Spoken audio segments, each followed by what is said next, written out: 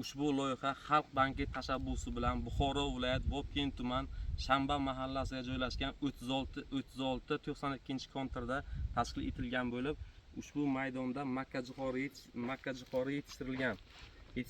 Jami maydoni 20 gektarni tashkil etadi. Uzunligi 200 ga 1000 metrni tashkil etadi. Bu yerda ekinlar zamonaviy usulda parvarish qilib kelinmoqda.